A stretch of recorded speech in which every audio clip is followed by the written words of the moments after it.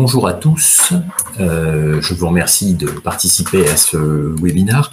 En introduction, je veux peut-être vous présenter Audace. Audace est une structure qui a maintenant 20 ans, qui est spécialiste depuis l'origine en conception et en développement de digital learning. Nous concevons des modules de formation e-learning, des serious games, de la simulation, ainsi que des simulateurs de pilotage, ce qui nous donne en fait une vision assez large des différents dispositifs que l'on peut créer, soit en distanciel, soit des dispositifs numériques intégrés au présentiel. Alors, en introduction, une notion très importante et que je pense vous posez tous et toutes. Ça va être une réponse assez étrange, mais en fait, il n'y a pas vraiment de temps parce qu'une formation de 35 heures amenée en formation e-learning, ça n'existe pas.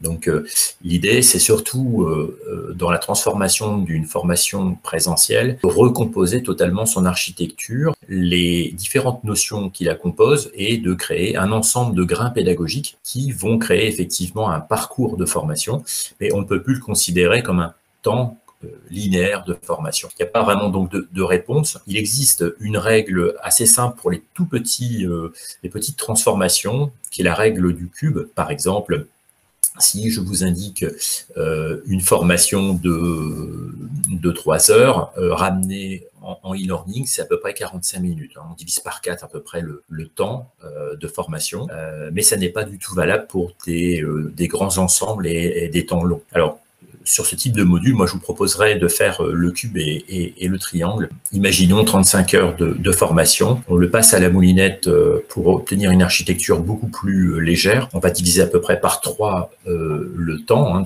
Mais par contre, effectivement, une fois qu'on a divisé par 3, on va rediviser par 4 encore, en chapitrant en fait le module, en le divisant en séquences de 15 à 20 minutes, on va voir pourquoi juste après. Et donc, nous serions à peu près sur une formation d'1h45, de 7 chapitres d'environ 15 minutes. Voilà à peu près les standards aujourd'hui dans la transformation des formations présentielles en distanciel.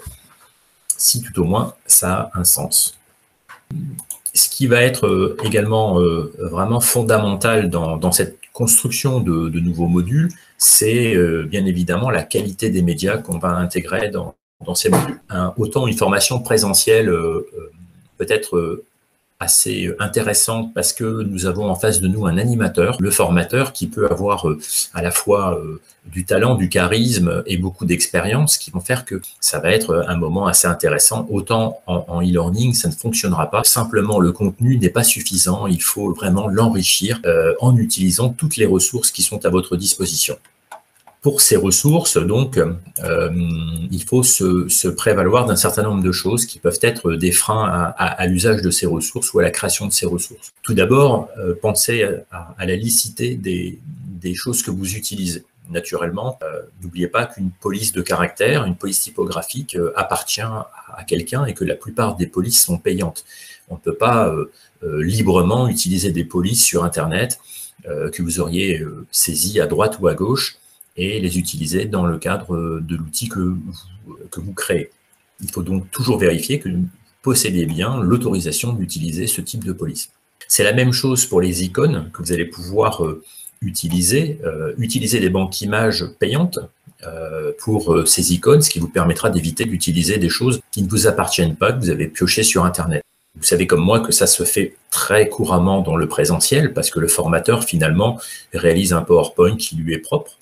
Et il va présenter ça dans un monde clos, souvent à l'oral, il y aura très peu de traces, donc c'est pas très grave s'il utilise quelques éléments dont il n'est pas forcément le propriétaire. Par contre, si vous réalisez un e-learning, eh bien vous allez créer quelque chose de physique, un produit dans un cadre de formation.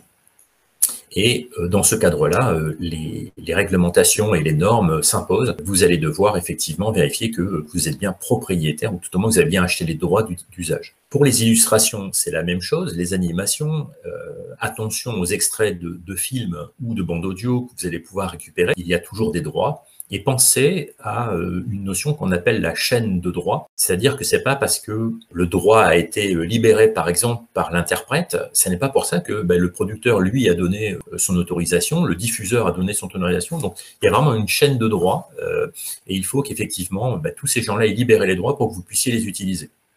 C'est parfois complexe, c'est pour ça que je vous renvoie vraiment vers des banques d'images payantes. C'est souvent assez peu cher d'utiliser les médias qui s'y trouvent et vous êtes garanti que tout se passera bien après au niveau de l'usage.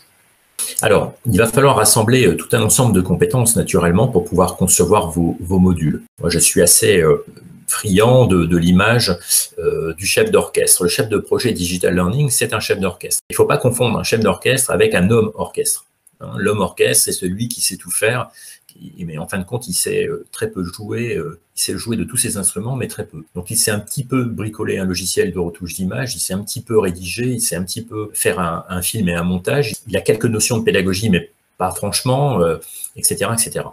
Entourez-vous d'un ensemble de professionnels qui permettent d'être plus pointus, plus brillants sur l'ensemble des éléments et vos outils distanciels s'en trouveront meilleurs, plus intéressants et plus efficients. Alors tout d'abord, bien sûr, un chef de projet. Son rôle, en fait, c'est d'animer tous les autres. Et c'est lui qui va synchroniser les ressources, synchroniser les tâches et le planning. C'est lui qui va veiller à ce que les choses avancent correctement. C'est lui qui va reporter au niveau de son manager, de son client interne, l'avancée du projet. C'est lui qui va veiller aussi à la qualité du projet, qui va veiller au test et à sa diffusion.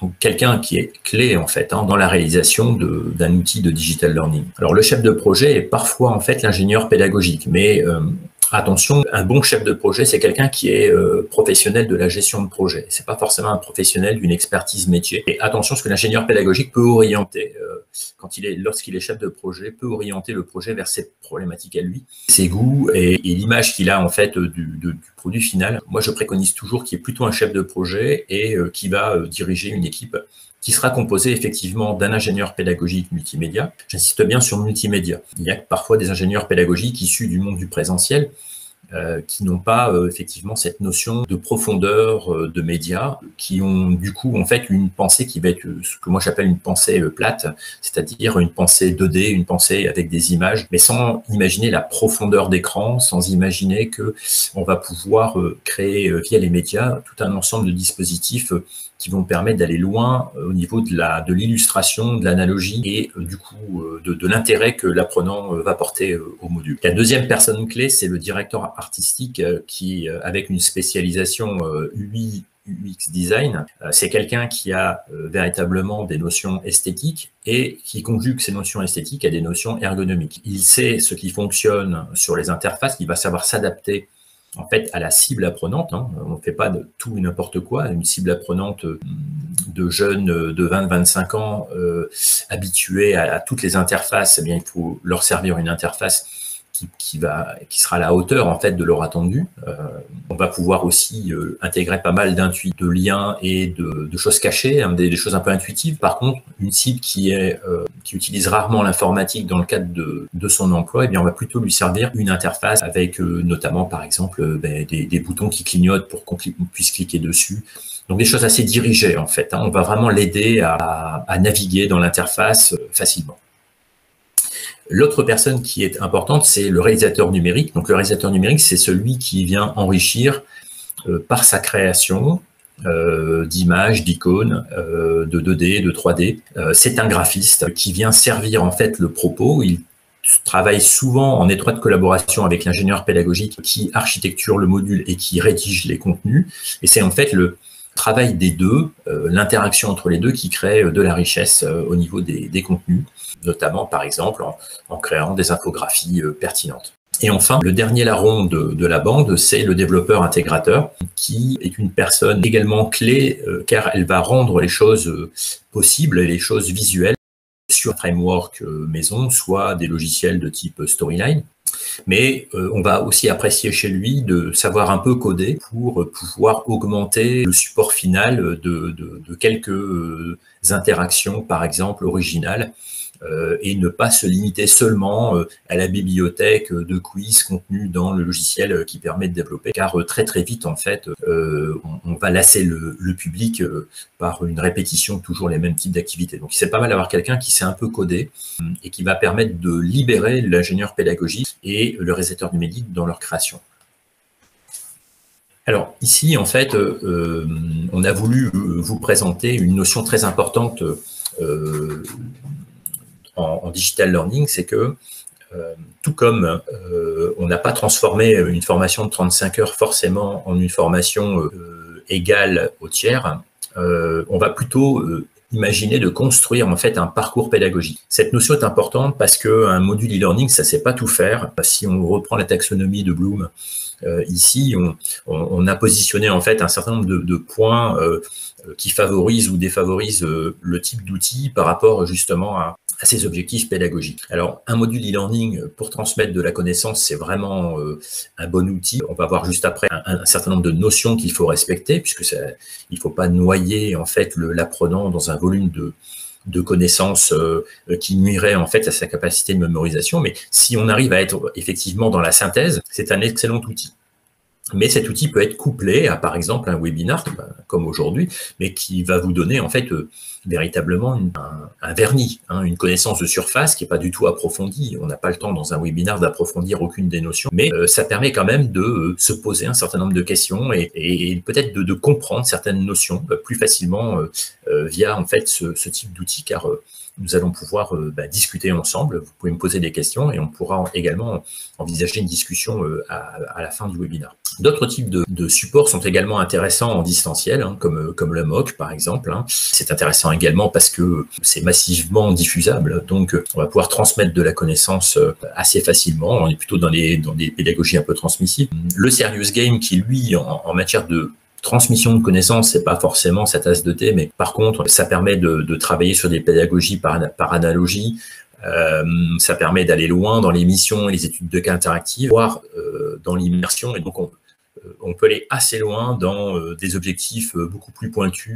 Les classes virtuelles, on est finalement très proche du présentiel, si ce n'est qu'il n'y a pas de présence physique. Et tout le monde se retrouve bien dans le cadre en fait d'une interaction communautaire avec un formateur ou un enseignant, un expert. Et finalement, là, on est assez proche en fait de ce que permet en fait le présentiel, là où il est pertinent.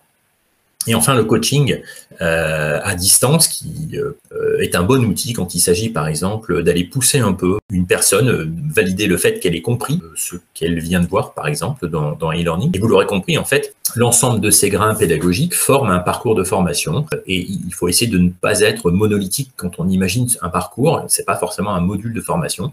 On va pouvoir, par exemple, créer, pourquoi pas, une évaluation amont, puis un module de formation e-learning pour amener du contenu. On va pousser ce contenu un peu plus loin via quelques séances de coaching qui vont permettre d'aller individualiser l'expérience avec l'apprenant et puis pourquoi pas finir sur un serious game qui va permettre d'emmener cette personne sur la mise en pratique de tout ce qu'elle vient de voir et l'évaluation de sa capacité à le mettre en œuvre au réel. Si on reprend en fait ce même principe de classification, eh bien effectivement, chaque outil a également en fait des vertus, mais effectivement pas toutes les mêmes. C'est clair qu'un module de formation e-learning, c'est pas fait pour être individualisé. Certaines techniques avec de l'intelligence artificielle via par exemple des techniques qu'on appelle aujourd'hui adaptative learning permettent effectivement d'aller porter en fait juste les grains de connaissances nécessaires à chaque apprenant. C'est encore dans l'expérience, il y a très peu de systèmes qui permettent de le faire vraiment de manière efficiente. Et donc, de manière générale, pour l'instant, effectivement, le e-learning est plutôt une notion qu'on apporte au plus grand nombre. Et généralement, l'intérêt, c'est que comme il y a le plus grand nombre, eh bien, le coût à l'apprenant est très faible. Une autre vertu également, c'est que la disponibilité est totale. Généralement, quand c'est posé sur la plateforme, c'est disponible 365 jours par an, 24 heures sur 24. Donc, ça permet aussi, par exemple, dans le monde du soin, ou dans l'industrie, de jongler sur des personnes postées, par exemple. Les autres supports ont également, en fait, chacun leur vertu. Le MOOC, effectivement, on a apporté un volume de connaissances assez important, un grand volume d'apprenants. Il y a un peu d'interactivité, mais c'est quand même relativement faible. Par contre, l'outil va être assez disponible durant les phases d'inscription. Mais bon, c'est assez facile de pouvoir suivre un MOOC, parce que c'est très répétitif, c'est toujours aux mêmes heures. Le Serious Game, lui, également, pratique sur un grand volume d'apprenants. C'est peut-être l'outil le plus complexe à mettre en œuvre parce qu'il va faire appel à des notions comme la ludification, qui sont en fait des notions qui sont assez peu maîtrisées dans les services formation. Le coaching à distance, qui lui, effectivement, lui c'est l'inverse, hein, c'est l'individualisation totale. Le coaching fonctionne très bien, par exemple, sur des formations en langue à distance. C'est très facile à mettre en œuvre. Avec un calendrier, on peut choisir ses horaires. Par contre, ce qui va être plus compliqué, c'est la disponibilité de l'expert si les heures proposées ne correspondent pas à vos attentes. Alors, je reviens donc sur cette grande notion de parcours pédagogique. Donc, comme évoqué tout à l'heure, vous pouvez vraiment être inventif à ce niveau-là. Il est clair que faire du tout e-learning aujourd'hui, c'est un peu comme il y a quelques années où on voulait faire du tout présentiel. Je pense que ni l'un ni l'autre ne sont à retenir aujourd'hui. Le bon mélange, c'est le blend, hein, avec justement une articulation entre des phases en présentiel et des phases en distanciel, chacune ayant des plus à retenir, et donc on va essayer de les optimiser selon les plus, et on va supprimer les moins. On va pouvoir, par exemple, concevoir des parcours avec du e-learning, un petit présentiel, mais généralement très court, sur des périodes qui peuvent aller de une demi-journée à une journée au grand maximum. On fait même des fois aujourd'hui des présentiels d'1 à 2 heures, et rebondir sur un second e-learning ou sur un serious game, selon les objectifs que vous souhaitez atteindre. Alors ça, c'est aussi une donnée très importante dans l'équation. La plupart du temps, dans les cahiers des charges que je vois passer et auxquels nous répondons auprès de nos clients, il y a assez peu d'informations sur la pédagogie. C'est-à-dire qu'en fait, on pourrait imaginer qu'en fait, il existe une monopédagogie en formation continue. Or, ce n'est pas le cas. Il y a vraiment une grande richesse de pédagogie à utiliser. Et chacune, encore une fois, possède des véritables vertus. Donc, avec différentes démarches pédagogiques que l'on peut proposer à l'apprenant, hein, des démarches déductives, ou plutôt une démarche inductive, des démarches analogiques ou des démarches dialectiques. Alors, la démarche dialectique, c'est plus complexe, mais ça peut se faire assez facilement en serious game, par contre. C'est celle qui est la plus difficile à mettre en œuvre, parce qu'effectivement, elle fait appel à des mécaniques plus complexes au niveau des objectifs pédagogiques. Par contre, les méthodes qu'on va utiliser peuvent être n'importe lesquelles. Moi, je n'ai pas d'a priori sur les différentes méthodes. Je pense qu'elles ont toutes aussi leurs vertus. Il faut simplement pouvoir choisir celle qui va le mieux coller à la fois aux objectifs pédagogiques, mais surtout à la cible. N'oubliez pas qu'en formation continue, la plupart du temps, nous avons des adultes. Certains ont quitté leur formation initiale depuis longtemps. Ils ne sont plus forcément dans une logique de capacité d'apprentissage aiguë, donc il va falloir plutôt essayer de les aider à reprendre un rythme en fait d'apprenant et être riche en termes de pédagogie et de méthode à ce niveau-là. Ça peut effectivement être une bonne solution, plutôt que d'imaginer faire que de la formation transmissive ou behavioriste, qui sont en fait les deux grandes tendances, parce que voilà, on fait ça à l'école du coup. On pense que dans la formation continue, on va faire la même chose. Je ne pense pas que ça soit forcément très pertinent. Les méthodes constructivistes sont des méthodes beaucoup plus pertinentes sur une cible adulte. Ici, j'ai voulu aborder une notion qui n'est pas forcément une notion très aimée des responsables formation, des ingénieurs pédagogiques ou des concepteurs. C'est la notion en fait de SCORM. Alors, on voit SCORM toujours comme une norme, et en fait, ce n'est pas une norme, c'est plutôt une construction pédagogico-technique qui permet en fait de moduler son parcours, et il y a aussi cette norme à exploiter pour essayer de tirer le meilleur parti de ce que la technologie peut offrir et ce que la plateforme de formation permet. faut vraiment pas le voir comme une contrainte. C'est dans les contraintes qu'on est le plus créatif. Et voilà, donc selon le type de plateforme, là ici j'ai pris un premier exemple avec une plateforme Monosco, donc c'est généralement des plateformes de type 1.2, certainement entendu parler du SCORM 1.2.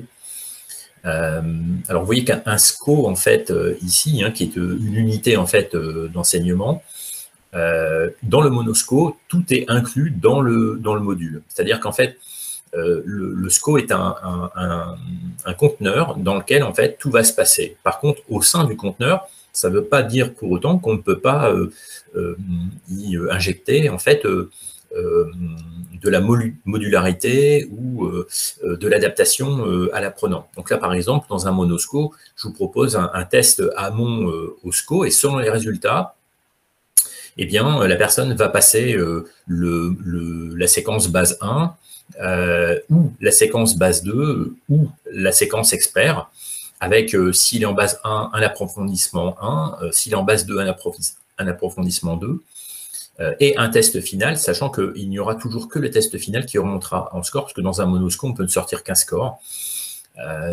Ce score remontera dans la plateforme avec un temps à passer. Par contre, au sein même du module, il y a bien eu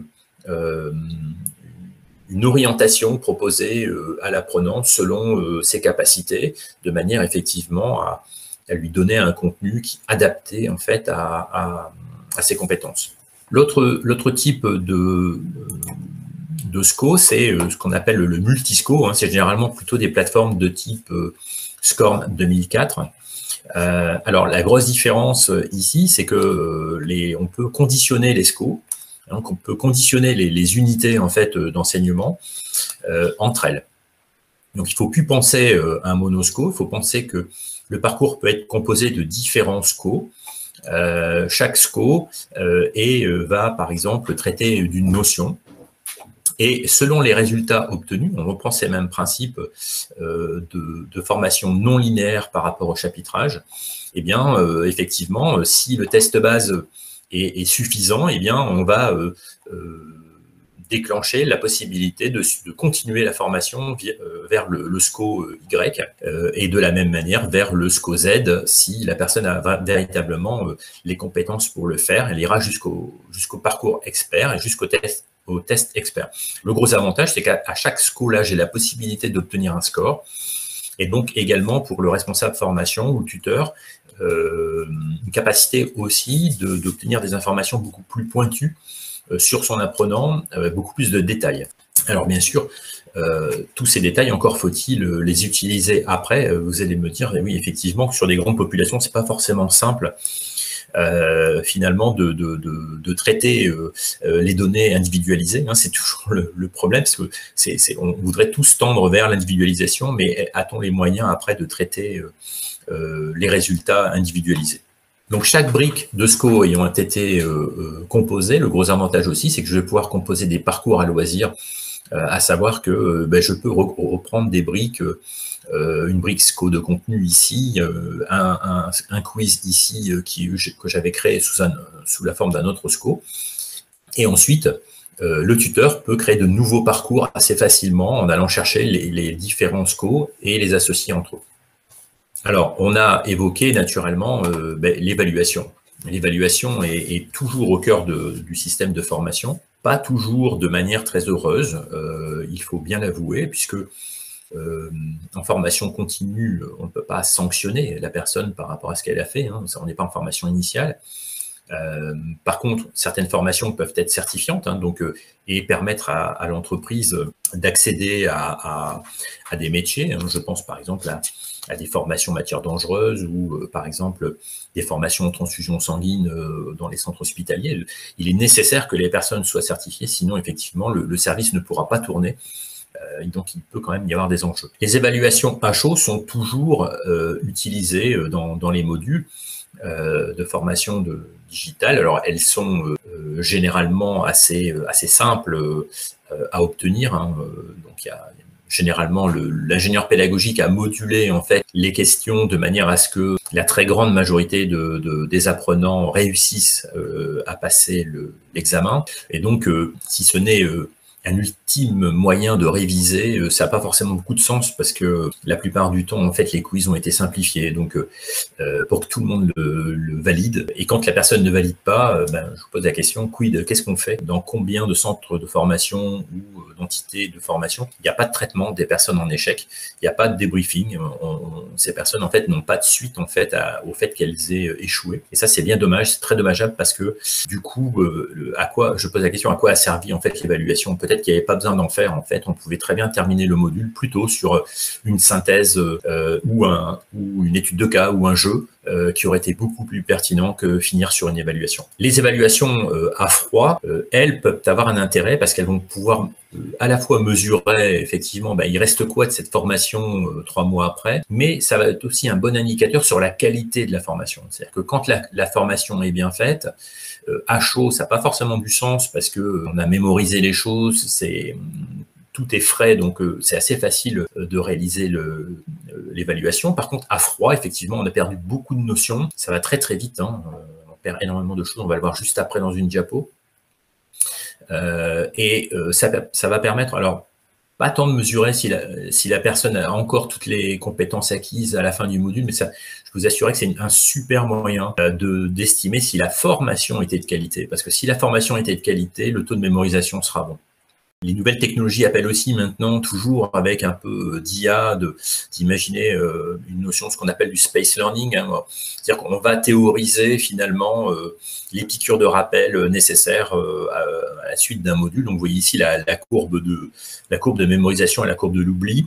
Et donc, pour maintenir en fait la connaissance, tous les 7, 16, 35 jours, on va venir réancrer les notions sous la forme de peut-être de petits modules ou de micro-modules que la personne va passer.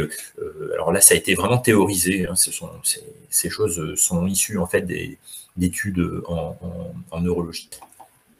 Alors, si on veut toutefois quand même évaluer la personne, il y a donc plusieurs façons de le faire.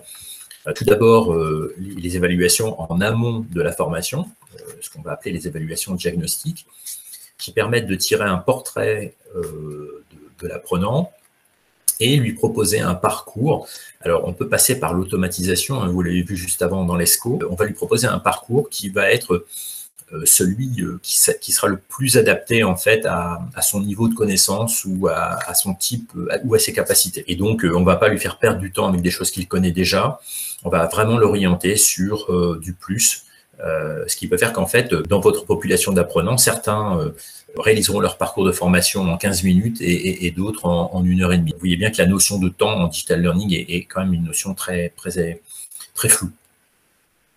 Les évaluations formatives, là, l'évaluation devient objet pédagogique, hein, c'est-à-dire que je rebondis, je pose des questions, je fais faire des exercices et je m'aperçois tout de suite si l'apprenant a compris, enfin, connaît la notion, l'a comprise. Et si c'est pas le cas, je vais m'en servir pour rebondir immédiatement ou revenir en arrière ou réviser des nouvelles notions ou aller un peu plus loin ou lui redire en fait la même notion mais avec une sémantique différente, avec une nouvelle formulation, parce que peut-être que la première formulation n'était pas audible par rapport à son type d'intelligence. Donc, je vais la reprendre et je vais lui redonner cette notion sous une autre forme, dans le but, effectivement, qu'il puisse l'acquérir. Et j'avance de cette manière-là. L'évaluation sommative, c'est l'évaluation véritablement certifiante, hein, c'est celle qui renvoie vers ce qu'on a connu à l'école. On passe un examen, on a une note, la note permet d'obtenir un niveau. C'est un bon moyen d'obtenir une évaluation sur un groupe d'apprenants, mais très sincèrement, c'est rarement quelque chose de très précis. On ne sait pas si la personne a mal répondu parce qu'elle n'a pas compris le sens de la question ou si la question était mal posée. C'est un mode d'évaluation qui est très utilisé pour les populations en formation initiale, mais ce n'est pas forcément un très bon mode d'évaluation pour la formation pour adultes. Je vous rappelle que le but en formation pour adultes, c'est pas de sélectionner, ce qui est le cas dans la formation initiale. On sélectionne les meilleurs, on les envoie vers le haut du sapin, et puis les autres glissent sur les branches du sapin de manière plus ou moins haute. Là, le but, c'est vraiment pas ça. Le but, c'est de porter toute une population vers une connaissance et d'emmener tous vos collaborateurs vers plus de connaissances, plus de compétences sur une donnée, mais de les emmener tous vers ce potentiel. Et donc, les évaluations de ce type-là sont pas toujours pertinentes. Il faut parfois les oublier. Enfin, on peut également intégrer, alors, Là, ça peut avoir un sens. Alors, on est plutôt sur de la formation et de l'évaluation sur des questions, mais les évaluations ipsatives sont intéressantes parce qu'elles permettent vraiment de donner un décalage, un delta entre avant la formation, après la formation. Elles peuvent avoir vraiment un caractère motivant pour l'apprenant parce que du coup, ça va révéler sa progression et ça, c'est quand même très motivant pour un apprenant. Et en même temps, c'est également un bon moyen de mesurer la qualité de la formation elle-même. Puisque on va voir de manière très efficiente si la formation est efficace, le niveau aura progressé entre l'état 1 et l'état 2. Alors, une autre notion qui est importante en digital learning, c'est le rythme.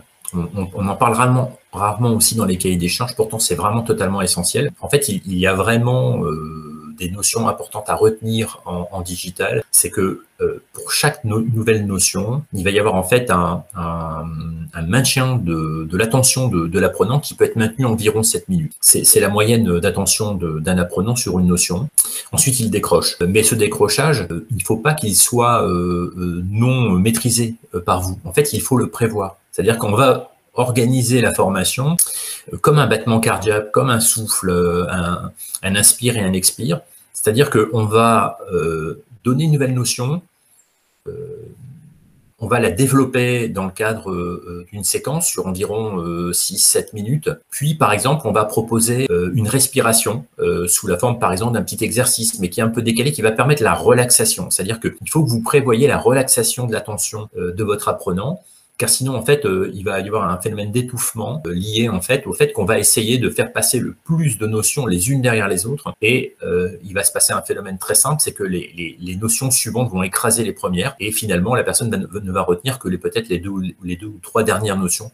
Et vous n'arriverez pas à fixer, en fait, tout ça dans sa mémoire. Donc, soyez très attentifs à prévoir, que ce soit vous qui prévoyez les respirations, la capacité de l'apprenant à pouvoir relaxer pendant une minute son attention. On s'appuie naturellement en digital learning sur pas mal d'études, et notamment des études de biologie, des études de neurologie. L'expérience de tous ces modules qu'on a déjà conçus chez Audace, on conçoit des modules depuis 20 ans maintenant, donc on a un peu de recul sur ce qui fonctionne et ce qui ne fonctionne pas. Simplement, il y a des grandes notions qu'il faut que vous connaissiez. C'est par exemple la baisse du niveau d'attention d'un adulte. Au bout de 10 minutes d'attention sur par exemple un module, quelque chose qui va fixer son attention, 80%. C'est la baisse d'attention au bout de 10 minutes. Donc, ça vous donne une idée que si vous n'avez pas prévu ces fameuses relaxations, vous allez très vite perdre en fait votre apprenant, qui n'aura plus le niveau d'attention suffisant pour que l'outil de formation serve à quelque chose. Il y a une autre étude qui a été menée en fait par les travaux de John Medina, un biologiste du développement moléculaire, qui est professeur d'université à Washington, et il a créé en fait une notion qui est l'empamnésique. L'empamnésique, c'est la taille de votre mémoire à court terme. C'est-à-dire combien de notions vous allez pouvoir retenir les unes derrière les autres et en proposant un niveau de mémorisation suffisant pour pouvoir les restituer à la fin. Le résultat est de 7 plus ou moins 2 notions entre regarder une carte et la restituer et puis écouter un concept et 7 concepts d'affilée et les restituer. On n'est pas du tout sur des notions identiques, mais dans tous les cas, on a rarement plus que 9 notions possibles qu'on peut mémoriser d'affilée. Ce qui vous donne en fait quelques notions par voie de conséquence, c'est que le temps total recommandé pour un e-learning, c'est 20 minutes, pas plus, alors qu'on voit bien que les modules ont...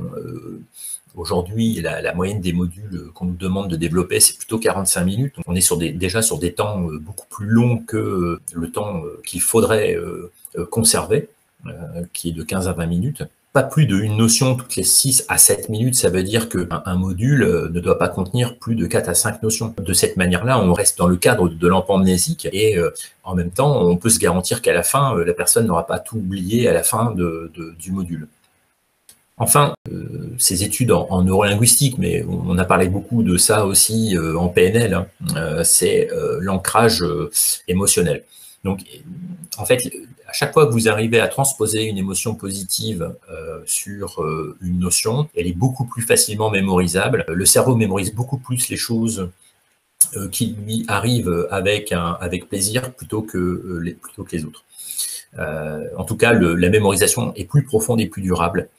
Et donc, on va chercher vraiment au travers des médias, par exemple, au travers de la scénarisation, de la ludification, des modules, on va vraiment chercher à ce que le module soit un moment plaisant, un moment agréable, un moment surprenant, un moment de découverte. Et tout ça, ça favorise effectivement la mémorisation.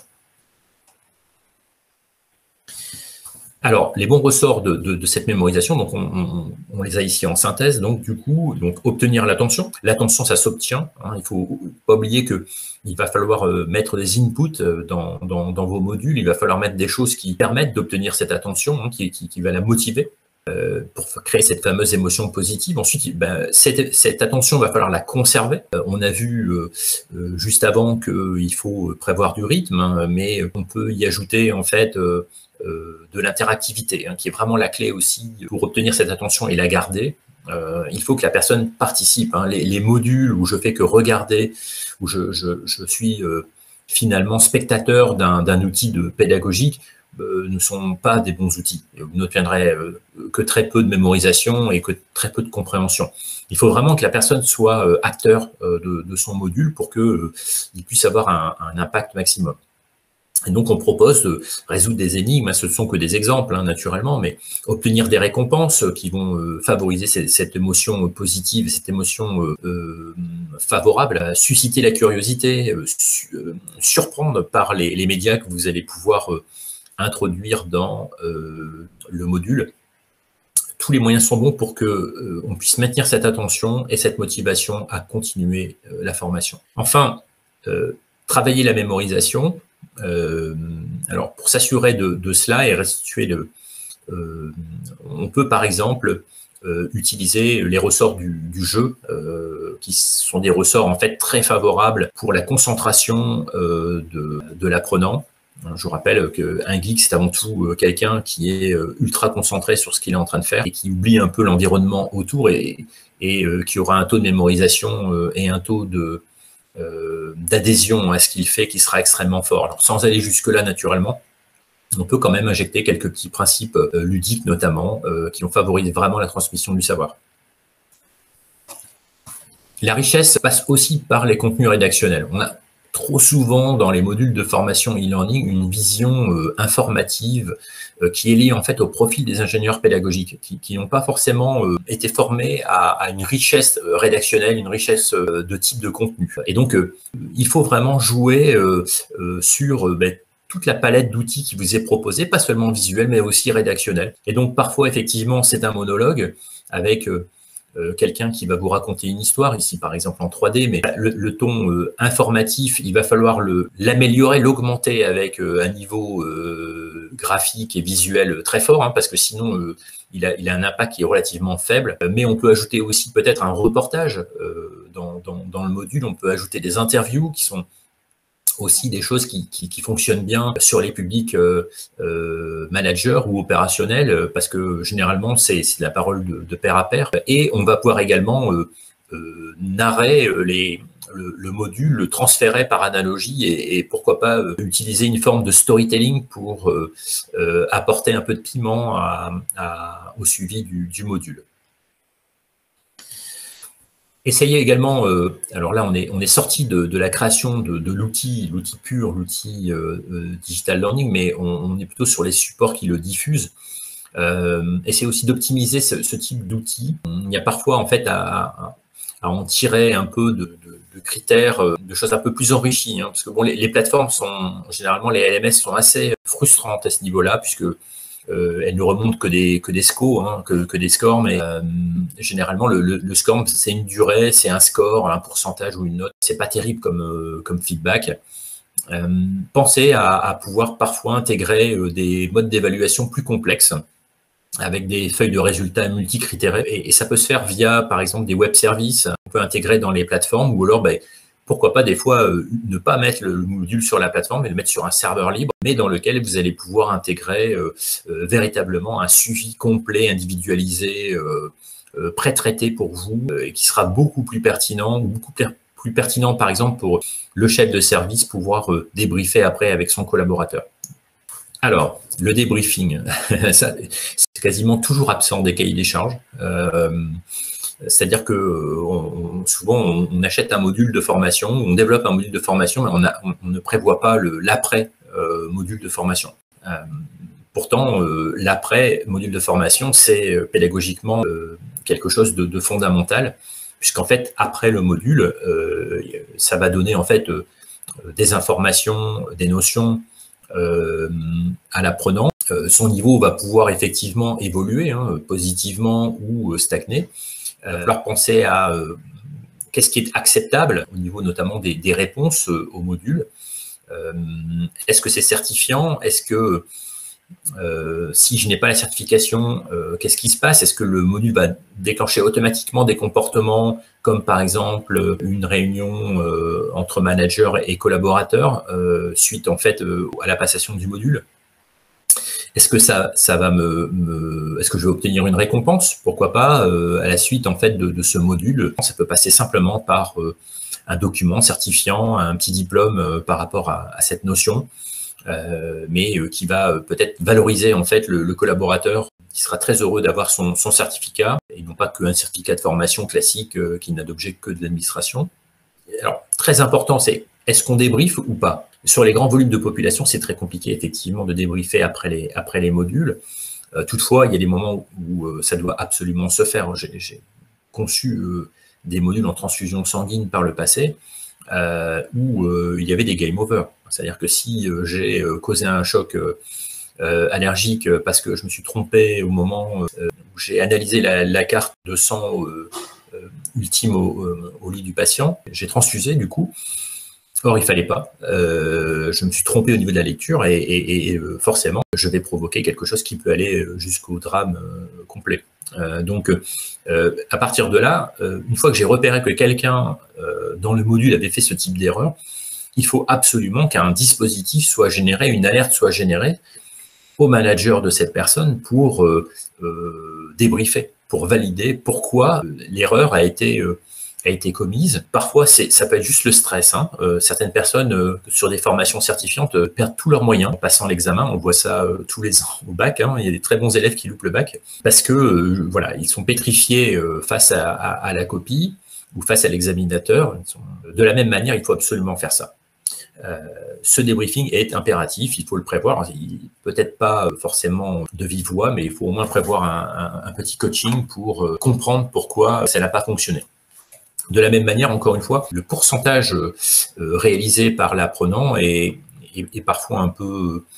voilà, si vous mettez une barre à 80% pour obtenir la validation du e-learning, le e-learning c'est très bête, c'est un ordinateur, donc à 78%, vous n'avez pas votre certification. Pourtant, très sincèrement, le delta de connaissances entre 78 et 82% est quand même extrêmement léger. Donc, attention de plutôt vraiment vous dire c'est quoi le score idéal, non, plutôt c'est quoi le score minimal, le score en dessous duquel, effectivement, je valide pas. Mais tout ce qu'il y a au-dessus, il vaut mieux laisser passer parce que sinon, les pourcentages n'ont pas vraiment de sens. On doit rédiger également un bon cahier des charges. Alors, côté client, c'est ce qu'on appelle le cahier de souhait. Côté agence de réalisation, c'est ce qu'on appelle le cahier des charges techniques et le cahier des spécifications. Ces deux documents, en fait, se parlent, se renvoient l'un à l'autre. L'un exprimant l'attendu, l'autre exprimant ce qui est possible de faire dans l'attendu. Il faut que dans ces cahiers des charges, il y ait bien des informations sur tout ce qu'on vient de voir juste avant. C'est vraiment là que vient la richesse d'un module bien fait, bien conçu. Alors, bien sûr, quelle curation, effectivement, parfois il est dit que les contenus seront donnés, mais enfin, on se rend compte que les contenus ne sont pas vraiment très clairs, ou alors ce sont que des petits morceaux de contenu. Quelles sont les sources? Parfois, on nous met en relation avec un expert, mais l'expert, lui, il n'est pas expert en pédagogie, donc il a vraiment du mal à à trouver une architecture, à trouver un plan intéressant pour développer en fait sa connaissance qu'il a, hein, naturellement. C'est un expert, il est très compétent, mais il n'est pas forcément un bon médiateur. Et donc, tout ça, il va falloir l'identifier de manière à ce que on prévoit, par exemple là, qu'il y a un gros travail d'ingénierie pédagogique entre l'expert métier et l'ingénieur pédago pour que puisse avoir un module pertinent. Je vous renverrai naturellement vers d'autres éléments, notamment les études de cible. Hein. Le cible apprenante est très importante. Les formes d'intelligence sont des éléments aussi qu'il faut prendre en compte. La nature de la formation, hein. Est-ce que c'est une personne qui se forme régulièrement ou est-ce que c'est une personne qui se forme vraiment occasionnellement? Il n'aura pas le même rapport à l'outil, la même flexibilité, la même souplesse. Parfois aussi, dans les cibles, on a des personnes qui ont une interaction un peu compliquée avec le PC, donc il faut vraiment savoir tout ça à l'avance pour qu'on soit pertinent. Moi, j'ai déjà fait des choses par le passé où on nous a dit le public, ce sont des opérationnels, c'est des gens de terrain, ils savent pas trop utiliser l'ordinateur, etc. Donc, on a fait quelque chose de très vulgarisé, etc.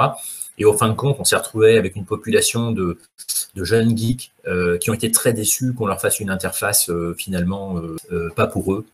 Donc vraiment, cette connaissance de la cible est vraiment importante pour que le produit soit motivant à suivre.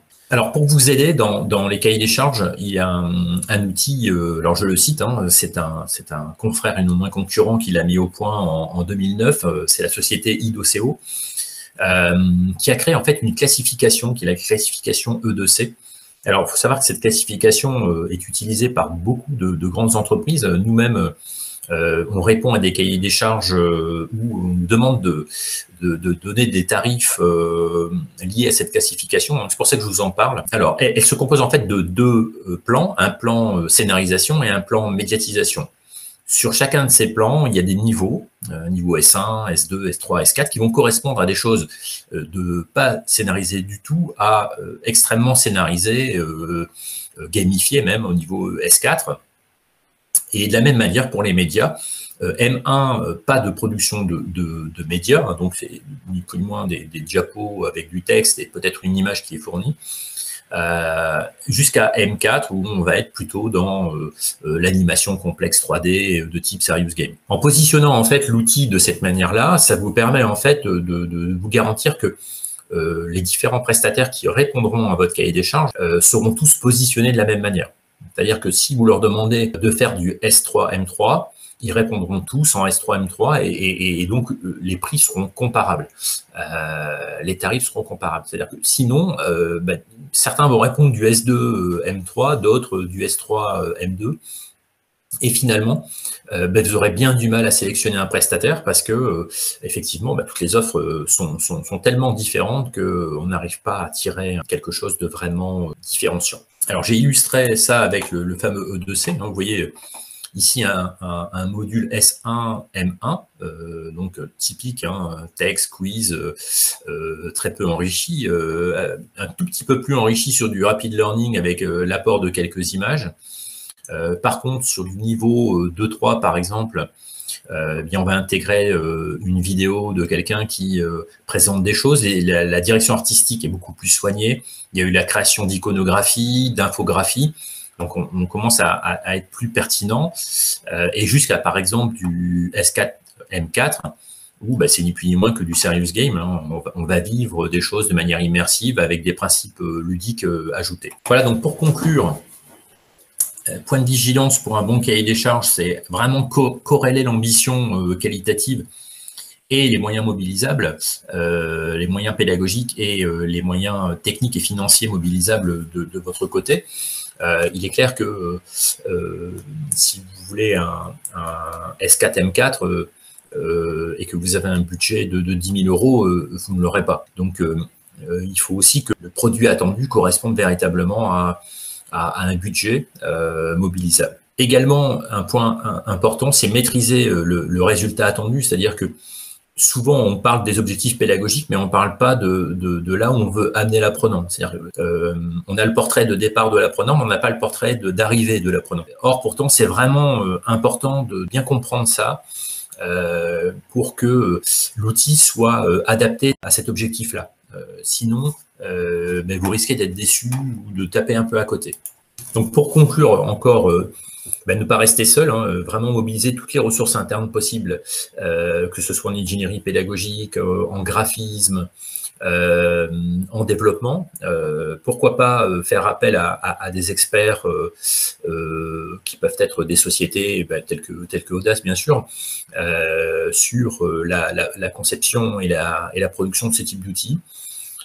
Et où vous avez aussi la possibilité sur des produits à enjeu de faire une mission en fait d'assistance à maîtrise d'ouvrage.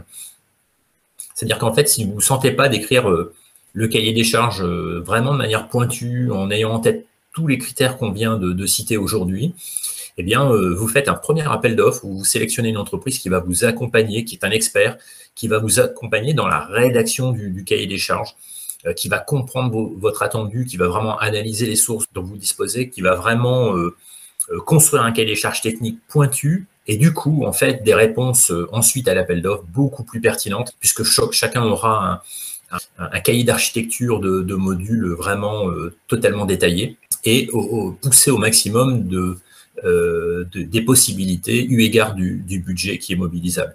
Naturellement, la société qui fait la MAO ne répond pas ensuite à l'appel d'offres. Voilà, merci pour votre écoute.